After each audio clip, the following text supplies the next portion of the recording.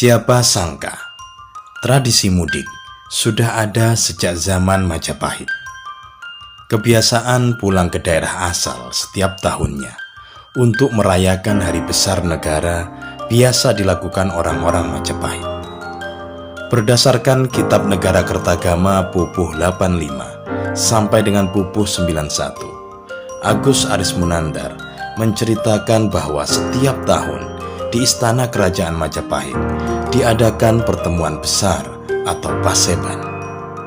Para pembesar, pemimpin negara daerah, berbagai utusan yang ditugaskan atau ditempatkan di berbagai wilayah di seluruh Nusantara hadir berkunjung. Pasar-pasar penuh sesak dengan membludaknya pengunjung.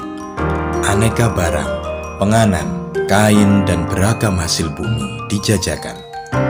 Keraton dihias indah. Begitupun Balai Panangkilan dan Witana di Wanguntur dihias dengan semarak. Gamelan dimainkan terus-menerus tiada putus, mengalun mengiringi upacara di bangunan-bangunan suci dekat istana. Para pendeta Siwa, Buddha, dan kaum Mersi membacakan kitab-kitab suci dan merapal mantra untuk keselamatan Baginda.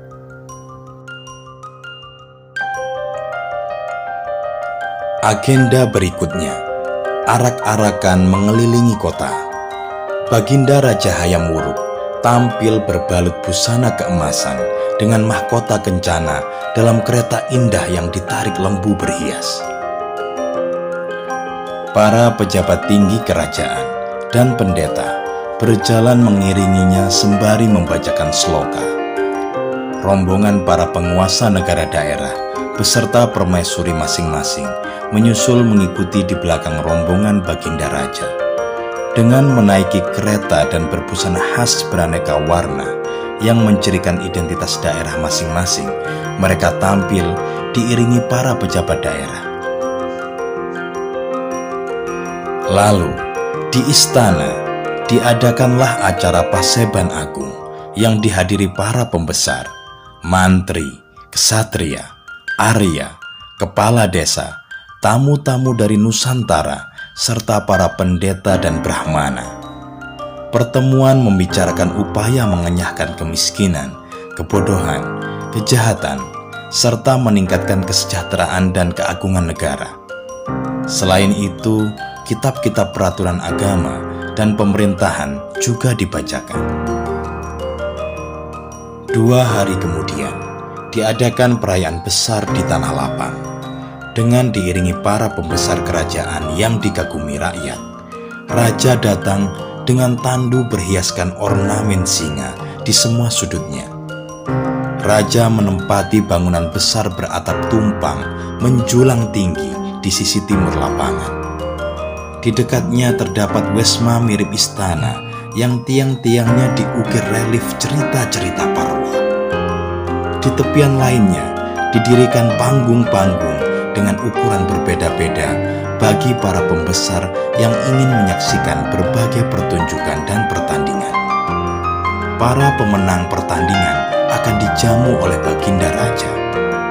Selama perayaan, setiap harinya di ujung acara akan diakhiri dengan menyantap hidangan bersama sambil menyaksikan pagelaran kesenian. Begitulah kebiasaan orang-orang Majapahit yang berada di luar wilayah kerajaan pusat mudik ke daerah asalnya. Setiap tahunnya, di Paseban, mereka menumpahkan kerinduan akan Sangkan Paran. Orang Majapahit beramai-ramai mudik untuk mengekspresikan kesetiaan jiwa pada muasal jati diri. Bagi mereka, mudik bukan kepulangan biasa. Mudik merupakan cara meruarkan kerinduan akan asal-usul. Komitmen batin akan Sangkan Paran. Berikrar bahwa setiap diri berasal dari suatu akar.